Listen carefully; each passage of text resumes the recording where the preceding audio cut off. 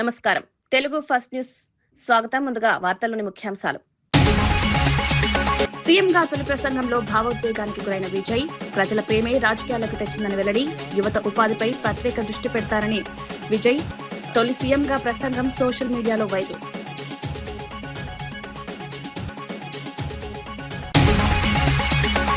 హైదరాబాద్ లో మోదీ సమక్షంలో ఘనంగా అభివృద్ధి కార్యక్రమాలు. హెచ్ఐసిసి వేదికగా పలు ప్రాజెక్టులకు శంకుస్థాపనలు. తెలంగాణ అభివృద్ధిపై కీలక వ్యాఖ్యలు. కట్టుదిట్ట భద్రత మధ్య జరిగిన మోదీ భారీ కార్యక్రమం.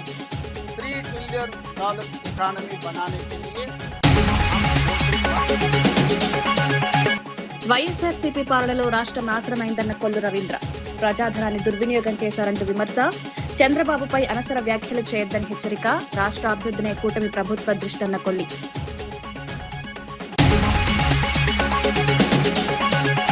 తెలంగాణ పెండింగ్ అంశాలపై మోదీ స్పందించాలన్న చామల. ఆర్ఆర్ఆర్ మెట్రోకు కేంద్రం సహకరించాలని విజ్ఞప్తి. బీసీ రిజర్వేషన్లపై కేంద్రం వైఖరి చెప్పాలన్న మంత్రి. భద్రాచలం పంచాయతీలపై విలీనం కావాలని కీలక డిమాండ్.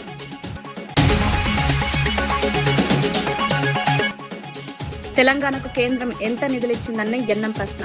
గుజరాత్కే ప్రాధాన్యమిస్తున్నారంటూ విమర్శ. తెలంగాణ ప్రాజెక్టులపై కేంద్రం స్పష్టత ఇవ్వాలని డిమాండ్. రాష్ట్ర ఆకాంక్షలను గౌరవించాలని విజ్ఞప్తి.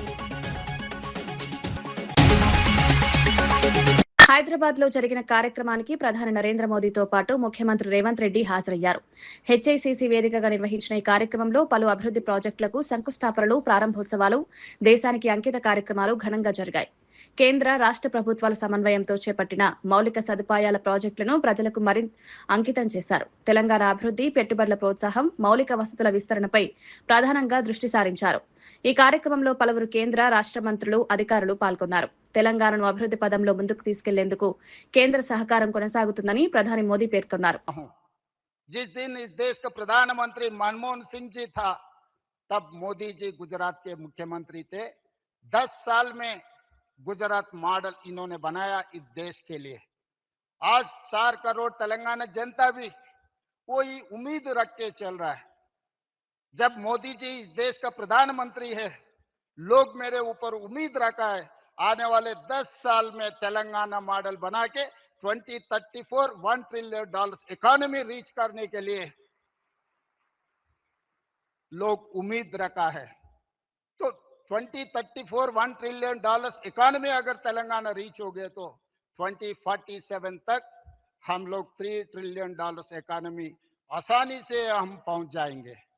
इसके लिए जैसा मनमोहन सिंह जी मोदी जी को साथ दिए एज ए प्रधानमंत्री, आज हम 4 करोड़ तेलंगाना जनता के तरफ से मेरा गुजारिश है, मेरा रिक्वेस्ट है मोदी जी से, आप भी उतना ही आशीर्वाद इस तेलंगाना राज्य पे रहना है, तब हम तरक्की कर सकते हैं. और दूसरी बात, इस देश 140 करोड़ जनता है, मगर इस देश में 6 शहर बहुत अहम की बात है. Delhi, Mumbai, Bangalore, Chennai, Calcutta and Hyderabad. These are the growth engines of this country. अगर इस देश का इकोनॉमी बढ़ना है, नौजवानों को नौकरी मिलना है, इस देश दुनिया में नंबर 1 बनना है, तो ये 6 शहरों को तरीका से डेवलपमेंट, एम्प्लॉयमेंट, स्किल डेवलपमेंट, ये सब सारे यहाँ जोड़ना है. ये जोड़ना है तो आप एक प्रधानमंत्री कार्यालय में एक special task force, single window, हमारा परमिशंस, हमारा जो भी रिक्वेस्ट है राज्यों से, वो तुरंत क्लियर करने के लिए आप एक विभाग अगर रखे तो इस देश का तरक्की तेजी से आगे जाने वाला है. और उसके साथ साथ मैं बहुत बार आपसे भी मिला हुआ है, केंद्र मंत्रियों से भी मैं बहुत बार मिला हुआ है. कुछ काम हुआ, कुछ काम अभी चल रहा है, मगर जितना तेजी से चलना, आप जो सोच रहे हैं विकसित भारत, देश विकसित करने के लिए, भारत को विकसित करने के लिए जो तरीका से आप मेहनत कर रहा है, उतना ही तेजी से काम नहीं जा रहा है. तो तेलंगाना भी आपके साथ जोड़ना चाहता है. ప్రధాని నరేంద్ర మోదీ తెలంగాణ పర్యటనను స్వాగతిస్తున్నామని ఎంపీ చామ్మల కిరణ్ కుమార్ రెడ్డి తెలిపారు. గత బీఆర్ఎస్ ప్రభుత్వం రాష్ట్రాన్ని అప్పుల పాలు చేసిందని విమర్శించారు. వికసిత్ భారత్ విజన్ లో తెలంగాణ రైజింగ్ ను భాగస్వామ్యం చేయాలని ప్రధానికి విజ్ఞప్తి చేశారు. RRR, future city, metro phase 2, Musi ప్రాజెక్టులకు కేంద్ర సహకారం అందించాలని కోరారు. విభజన చట్టంలోని పెండింగ్ అంశాలు, బయ్యారం ఉక్కు ఫ్యాక్టరీపై స్పష్టతనివ్వాలని డిమాండ్ చేశారు. భద్రాచలం వద్ద 5 పంచాయతీలను తెలంగాణలో విలీనం చేయాలని కోరారు. బీసీలకు 42% రిజర్వేషన్ల బిల్లుపై కేంద్రం వైఖరి తెలపాలన్నారు. జాతీయ జనగణనలో కులగణన కాలం ఎందుకు చేర్చలేదని ప్రశ్నించారు. అప్పుల రాష్ట్రం తెలంగాణలో కాంగ్రెస్ చేతిలో పెట్టిపోయిన విషయం అందరికీ తెలిసిన విషయమే. ముఖ్యంగా వికసిత్ భారత్ 2047 దిశగా నరేంద్ర మోడీ గారు ప్రయాణిస్తున్నారు. రేవంత్ రెడ్డి గారు కూడా తెలంగాణ రైజింగ్ 2047 అనే అంశాన్ని తీసుకుని 30 ట్రిలియన్ ఎకనామీ ఏదైతే నరేంద్ర మోడీ గారు భారత ఆర్థిక వ్యవస్థను తీసుకుపోవాలనుకుంటారో 3 ట్రిలియన్ ఎకనామీ తెలంగాణని కూడా రేవంత్ రెడ్డి గారు తీసుకుపోవాలి. వికసిత్ భారత్ తెలంగాణ రైజింగ్ తో అనుసంధానంగా పనిచేయాలన్న విషయాన్ని ముఖ్యమంత్రి గారు పదే పదే చెప్తూ వస్తున్నారు. పదే పదే చెప్పడమే కాదు, పలుసార్లు ప్రధానమంత్రిని కలిసిర్రు, మంత్రుల్ని కలిసిర్రు, ఎన్నో అంశాలు తెలంగాణ అంశాల గురించి చర్చ చేసిర్రు.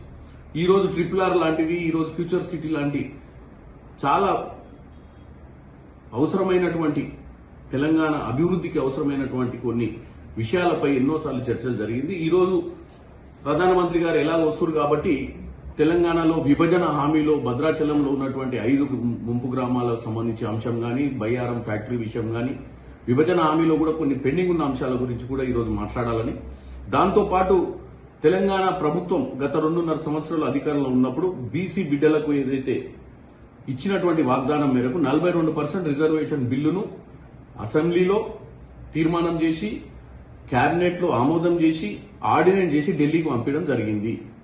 దాని మీద కూడా ఈరోజు తెలంగాణ బీసీ బిడ్డలను ఉద్దేశించి ఒక బీసీ నాయకునిగా, ఎందుకంటే ఆయనే పెద్ద బీసీ నాయకుడు అని బీజేపీ నాయకులు చెప్తున్నారు కాబట్టి, ఒక బీసీ బిడ్డగా, బీసీ నాయకునిగా, ప్రధానమంత్రిగా ఈరోజు వాళ్ళ ఇప్పుడు పెండింగ్ ఉన్నటువంటి ఆర్డినెన్స్ ని ఏం చేస్తారనేది తెలియజేయాలి. జనగణనలో కులగణన కూడా చేస్తామని చెప్పారు కానీ అటువంటి అంశాలు ఏది కూడా దాంట్లో పెట్టలేదు. ఈ మధ్యకాలంలో 16, 17, 18 సమయంలో పార్లమెంట్ నిర్వహించి డీలిమిటేషన్, ఎక్స్టెన్షన్ ఆఫ్ సీట్స్ ని, అలాగే మహిళా రిజర్వేషన్ ని పెట్టి, మహిళా రిజర్వేషన్ మేమందరం వ్యతిరేకమని చెప్పడానికి ప్రయత్నించారు వాళ్ళు. మేము మహిళా రిజర్వేషన్ వ్యతిరేకం కాదని పదే పదే చెప్తున్నాము. మేము చెప్పేది ఏంటంటే, డీలిమిటేషన్ మీరు 2027 సెన్సస్ తర్వాత తీసుకునే విషయమే అయితే, ఇప్పుడు జరుగుతున్న జనగణనలో బీసీ కులగణనకు సంబంధించిన అంశాలు ఏది కూడా దాంట్లో పెట్టలేదనే దాన్ని నరేంద్ర మోడీ గారు గుర్తుంచుకోవాలి. కాబట్టి ఈ రోజు తెలంగాణలో ఆయన వచ్చినప్పుడు డెఫినెట్ గా ఈ అంశాలన్నీ మాట్లాడాలి. ఎందుకంటే ఈ తెలంగాణలో ఉన్నటువంటి ప్రభుత్వానికి చిత్తశుద్ధి ఉంది. మాకు రాజకీయాలకు అతీతంగా డెవలప్మెంట్ కు సహకరించాలి. మేము తీసుకున్నటువంటి నిర్ణయం బీసీ కులగణన మీద కూడా వారి స్పందించాలని కోరుకుంటున్నాం. తమిళనాడు ముఖ్యమంత్రిగా తొలి ప్రసంగంలో జోసెఫ్ విజయ్ భావోద్వేగానికి గురయ్యారు. గత 25 ఏళ్లుగా ప్రజలు తనను తమ్ముడిగా, అన్నగా, తన మనిషిలాగా ఆదరించారని అన్నారు. రాజకీయాల్లోకి రావాలని ప్రజలే పిలిచారని పేర్కొన్నారు. ఎన్నో అవమానాలు, కుట్రలు ఎదురైనా ప్రజలు తనపై నమ్మకం ఉంచారన్నారు. సాధ్యమైన ప్రతి పని ప్రజల కోసం చేస్తారని హామీ ఇచ్చారు. విజయ్ ప్రసంగం అభిమానులను, పార్టీ కార్యకర్తలను భావోద్వేగానికి గురిచేసింది.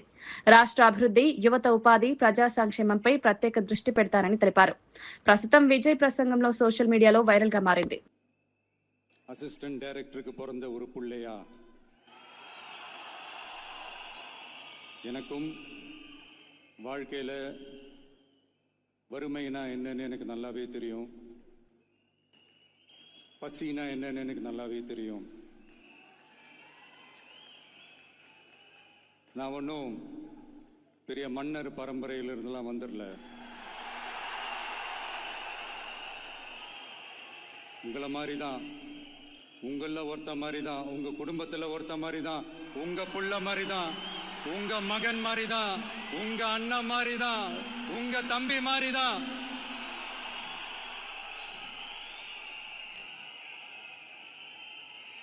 அப்படிதான் நான் உணர்றேன். நீங்களும் என்ன அப்படி நினைச்சதுனால தான் சினிமாவில் எனக்கு ஒரு மிகப்பெரிய ஒரு இடத்த ஒன்று கொடுத்தீங்க. அதையெல்லாம் விட்டுட்டு உங்களுக்காக நன்றி கடன் செலுத்துறதுக்காக அரசியலுக்கு வந்த உங்க விஜய, இந்த விஜய, நீ வா விஜய், நாங்களா இருக்கோம், பாத்துக்கிறோம். விஜய் தம்பி நீ வா, நாங்க இருக்கோம். விஜய் தம்பி நீ வா, நாங்க இருக்கோம். அண்ணா நீ வாடா, நாங்களா இருக்கோம். நண்பா நீ வா நண்பா நாங்களா இருக்கோம்னு சொல்லி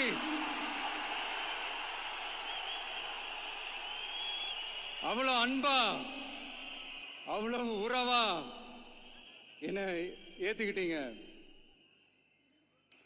இந்த நேரத்தில் இதை நான் சொல்லணும். இந்த டிராவல்ல இந்த ப்ராசஸ்ல எனக்கு எவ்வளவோ கஷ்டங்கள், எனக்கு எவ்வளவோ இந்த அவமானப்படுத்தினதெல்லாம் ஒரு பக்கம் இருந்தாலும் எனக்காக கூட நின்ன உங்களுக்கும் அதே மாதிரி கஷ்டங்கள், அதே மாதிரி அவமானங்கள், அதையெல்லாம் நீங்க பெருசா எடுத்துக்காம, அதையெல்லாம் நீங்க பொருட்டாவே எடுத்துக்காம, என்னோட வலிகளை, என்னோட வேதனைகளை உங்களோட தான் நினைச்சு என் கூடவே நின்னு இன்னைக்கு சி ஜோசப் விஜய் எனும் நான்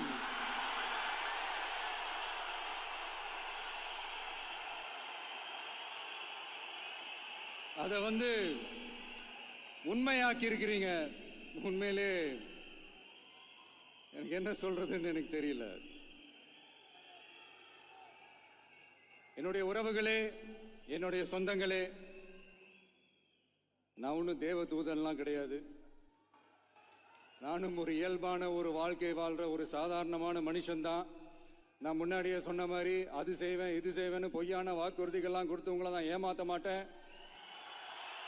ప్రధాని నరేంద్ర మోదీ తెలంగాణ అభివృద్ధికి ఎంతో కృషి చేస్తున్నారని కేంద్ర మంత్రి కిషన్ రెడ్డి అన్నారు. హైదరాబాద్ హెచ్ఐసిసిలో జరిగిన కార్యక్రమంలో మాట్లాడిన ఆయన తెలంగాణలో రైల్వే నెట్వర్క్ విస్తరణ జరిగిందని తెలిపారు.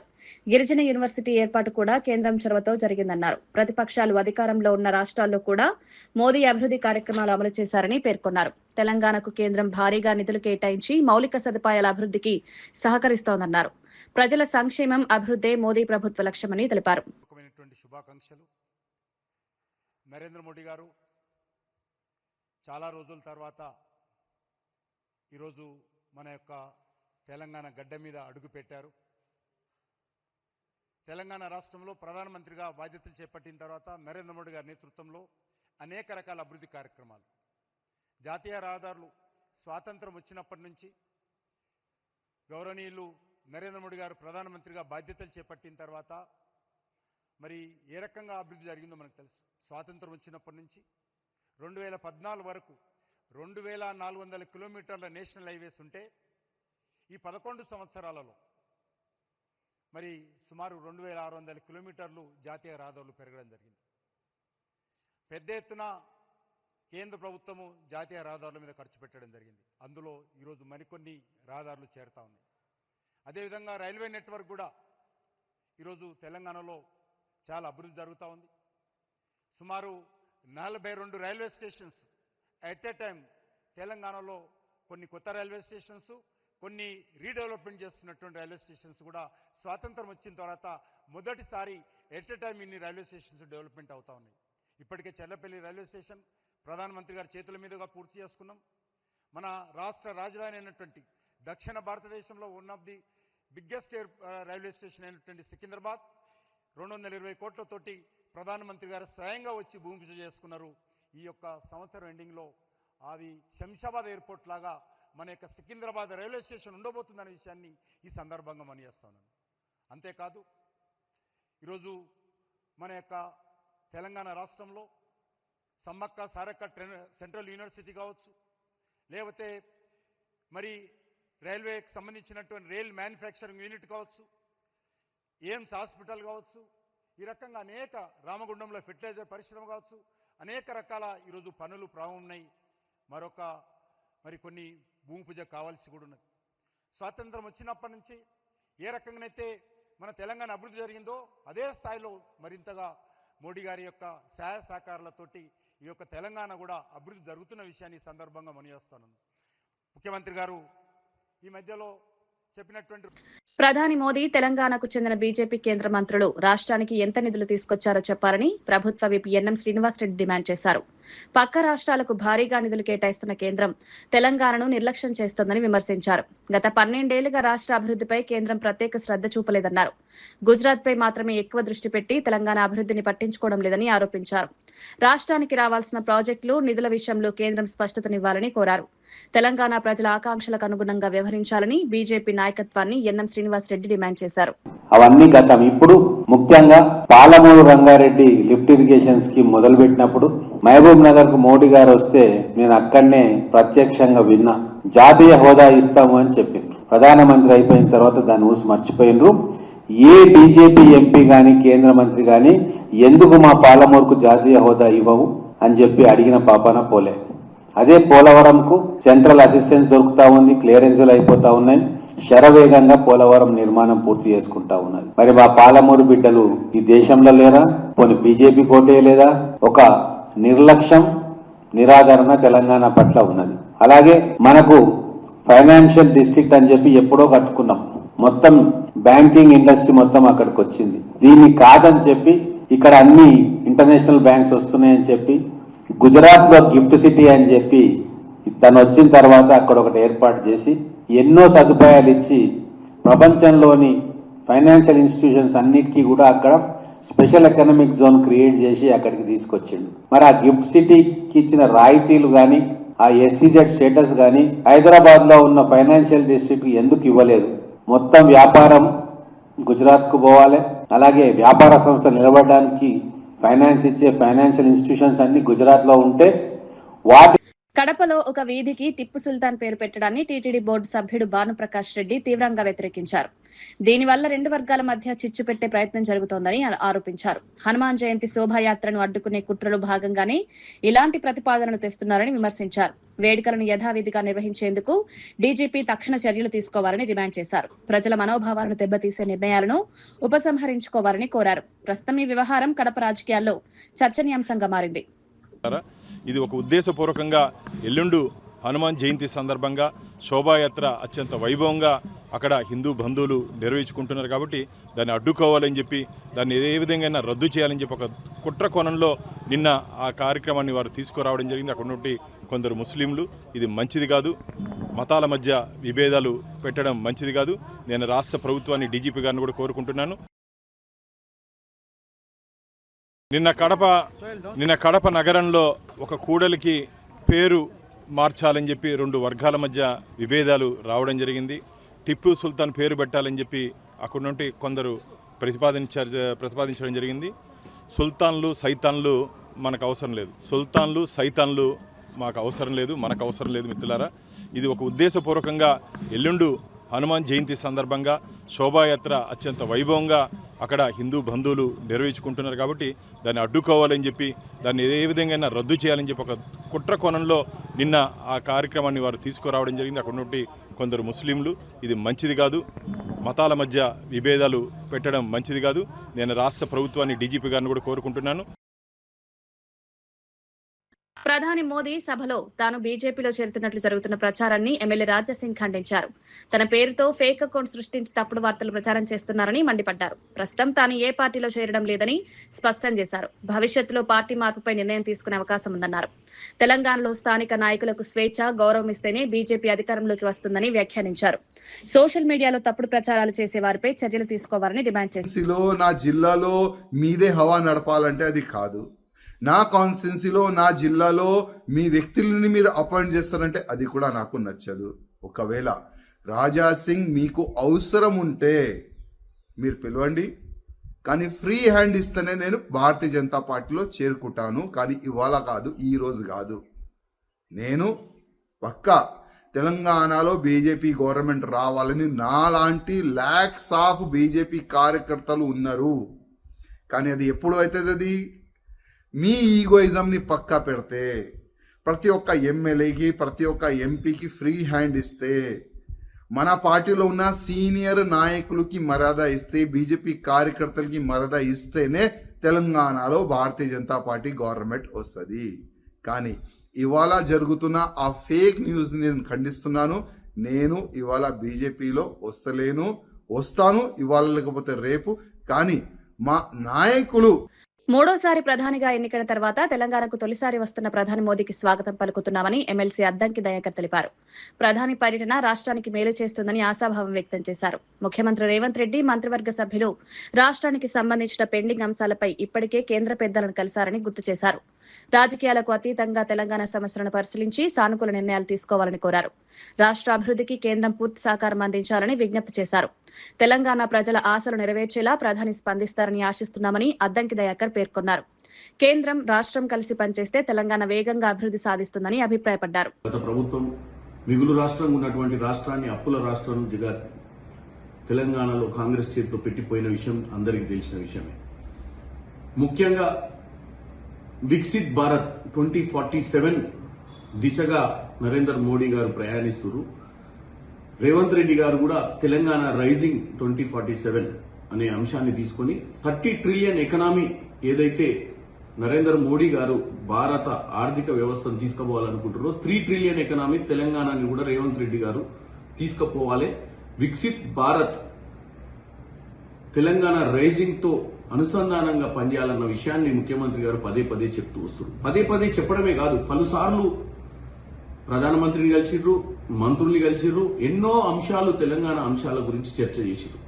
ఈ రోజు RRR లాంటివి, ఈ రోజు ఫ్యూచర్ సిటీ లాంటి చాలా అవసరమైనటువంటి తెలంగాణ అభివృద్ధికి అవసరమైనటువంటి కొన్ని విషయాలపై ఎన్నోసార్లు చర్చలు జరిగింది. ఈ రోజు ప్రధానమంత్రి గారు ఎలా వస్తున్నారు కాబట్టి తెలంగాణలో విభజన హామీలో భద్రాచలంలో ఉన్నటువంటి 5 ముంపు గ్రామాలకు సంబంధించిన అంశం కానీ, బయ్యారం ఫ్యాక్టరీ విషయం కానీ, విభజన హామీలో కూడా కొన్ని పెండింగ్ ఉన్న అంశాల గురించి కూడా ఈరోజు మాట్లాడాలని, దాంతోపాటు తెలంగాణ ప్రభుత్వం గత 2.5 సంవత్సరాలు అధికారంలో ఉన్నప్పుడు బీసీ బిడ్డలకు ఏదైతే ఇచ్చినటువంటి వాగ్దానం మేరకు 42% రిజర్వేషన్ బిల్లును అసెంబ్లీలో తీర్మానం చేసి, కేబినెట్లో ఆమోదం చేసి, ఆర్డినెన్స్ చేసి ఢిల్లీకి పంపించడం జరిగింది.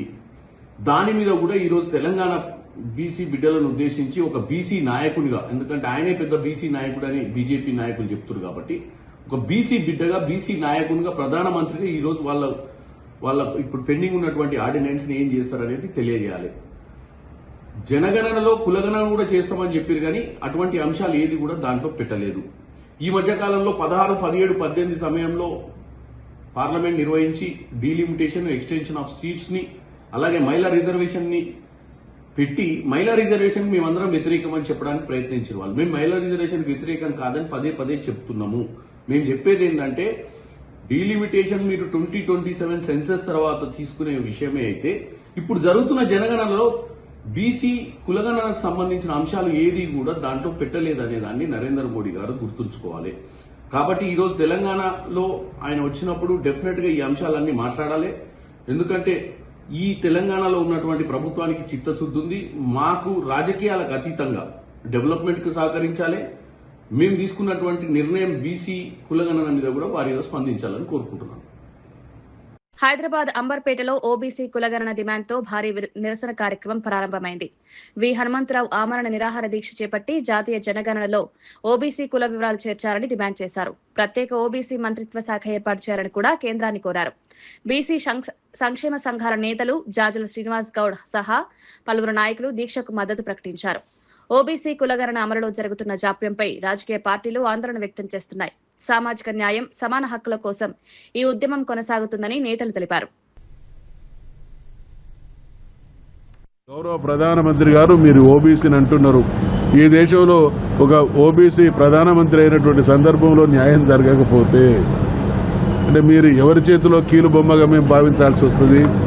పేరుకు మీరు బీసీనే కానీ మిమ్మల్ని ఆడిస్తున్నది వేరే వర్గాల వాళ్ళు అనుకున్నప్పుడు అత్యున్నత స్థానంలో ఉన్నటువంటి వాళ్ళే న్యాయం చేయలేనటువంటి దుస్థితి దేశంలో బీసీలకు కొనసాగితే రాజ్యాధికారాన్ని కైవసం చేసుకునే బీసీల ముందున్నటువంటి ఏకైక పరిష్కారం. అంబర్పేటకి వెళ్ళి ఎమ్మెల్యే గెలిచింది కదా కిషన్ రెడ్డి గారు, ఇవాళ నేను బీసీల పక్షపాతిని అంటున్నావు కదా, మరి ఎక్కడ దాచుకున్నావు? ఎక్కడ పోయినావు? నీ చెవులు వినపడతలేవా? కళ్ళు కనపడతలేవా? బీసీలు ఇంత పెద్ద ఎత్తున మాకు కులగణన కావాలంటే కిషన్ రెడ్డి ఎందుకు స్పందించాడు? హనుమంతరావు అన్న దీక్ష మీద కిషన్ రెడ్డి స్పందించాలి, బండి సంజయ్ గారు కూడా స్పందించాలి, రామచంద్రరావు స్పందించాలి. లేకపోతే హనుమంతరావు అన్నకి ఏమన్నా అయితే దేశవ్యాప్తంగా భారత్ బంద్ పిలిపిస్తామని చెప్పి సందర్భంగా హెచ్చరిస్తున్నాం. స్వస్థన 60 కోట్ల మందికి లాభం చేసిన వాళ్ళు అయితే నా ఉద్దేశం. దీనికి అన్ని రాజకీయ పార్టీలు మద్దతు ఇస్తుంది, ఎక్సెప్ట్ బీజేపీ వాళ్ళు కూడా. అందులో బీసీ నాయకులు ఇక్కడ 3-4 ఎంపీలు కలిసి వాళ్ళు ఎందుకు మాట్లాడతలేరురా బాబు? మేము మా ఓట్లు పడలేరా బాబు? మీకు మీ నాయకుడి గురించి మీరు మా పొట్ట కొడతారని అడుగుతున్నా. కనుక తప్పనిసరిగా ఇది అయ్యే వరకు అన్ని పార్టీలు వస్తున్నాయి. తాడిపత్రి ఎమ్మెల్యే మాజీ ఎమ్మెల్యే జేసీ ప్రభాకర్ రెడ్డి మరో వినూత్న కార్యక్రమంతో ముందుకొచ్చారు. ఈ నెల 25న జరగనున్న తన పుట్టినరోజు సందర్భంగా ప్రజలకు 3 ఆసక్తికర ప్రశ్నలు అడిగి ఉత్తమ సమాధానాలకు బహుమతులు ప్రకటించారు. పాల్గొనేవారు స్పష్టంగా సంక్షిప్తంగా సమాధానాలు పంపాలని కోరారు. ఈ నెల 17 వరకు ఎంట్రీలు స్వీకరిస్తామని తెలిపారు. ప్రజలతో అనుబంధాన్ని పెంచే లక్ష్యంతో ఈ కార్యక్రమం చేపట్టినట్లు తెలిపారు. ప్రస్తుతం తాడిపత్రి ఆంధ్రప్రదేశ్ రాజకీయ వర్గాల్లో జేసీ వినూత్న ఆలోచన చర్చనీయాంశంగా మారింది. అనే దాన్ని మీరు ఊరికి ఒక జవాబు రాయాల. రెండో క్వశ్చన్, సమాజంలో మహిళ పాత్ర, మహిళల యొక్క డ్యూటీస్ అనుకోండి, పాత్ర అనుకోండి, బాధ్యత ఎలా ఉండాలి, 2026లో విద్యార్థులు ఎలా ఉండాలి, షాపులు పేర్లు ఇచ్చినాం, మెగా మాల్, వద్దీ షోరూమ్, తాడిపత్రి ఈవెంట్స్, ఇట్లా ఇవి పెట్టింటాం, బ్రాండ్లు పెట్టింటాం. దీంట్లోకి ఇట్లా వేసేయాలి. ఆంధ్రప్రదేశ్లో గత వైఎస్ఆర్సీపీ ప్రభుత్వం 5 ఏళ్ల పాలనలో రాష్ట్రాన్ని నాశనం చేసిందని మంత్రి కొల్లు రవీంద్ర విమర్శించారు. ప్రజాధనాన్ని దుర్వినియోగం చేశారని ఆరోపించారు. వైద్య ఆరోగ్యం సంక్షేమాన్ని పూర్తిగా నిర్లక్ష్యం చేశారని మండిపడ్డారు. ముఖ్యమంత్రి చంద్రబాబు నాయుడుపై అనవసర వ్యాఖ్యలు చేయొద్దని వైఎస్ఆర్సీపీ నేతలకు హెచ్చరించారు. రాష్ట్ర వనరులను ఎవరు దుర్వినియోగం చేశారో ప్రజలకు బాగా తెలుసన్నారు. ప్రస్తుత ప్రభుత్వం అభివృద్ధి పరిపాలనపై దృష్టి పెట్టి పనిచేస్తోందని తెలిపారు. రాష్ట్రాన్ని అభివృద్ధి పదంలో ముందుకు తీసుకువెళ్లేందుకు కూటమి ప్రభుత్వం కృషి చేస్తోందని కొల్లు రవీంద్ర పేర్కొన్నారు. వాళ్ళని చూస్తా ఉంటే మీరు 5 ఏళ్ల పరిపాలనలో ఒక్కటంటే ఒకటి మీరు మంచి పని చేశామని చెప్పి జగన్మోహన్ రెడ్డి గారు చెప్పగలరా? అనేక మందిని పొట్టన పెట్టుకున్నారే, పీకలు కోసారే, ఇవన్నీ రాష్ట్ర ప్రజలు మర్చిపోతారనుకుంటున్నారా? ప్రశ్నిస్తే కేసులు, ఎదురుదాడులు, నిలదీస్తే నరికివేతలు. 5 ఏళ్లు మీ పరిపాలనలో అల్లకొల్లాలోనూ ఈ రాష్ట్ర ప్రజలు అల్లాడిపోయారే. బయటకు వచ్చి స్వేచ్ఛగా ఒక మాట చెప్పుకోలేనటువంటి పరిస్థితులు మీరు కల్పించారే. మాస్కులు అడిగిన పాపానికి డాక్టర్ సుధాకర్ని పిచ్చోని చేసి చంపేశారే.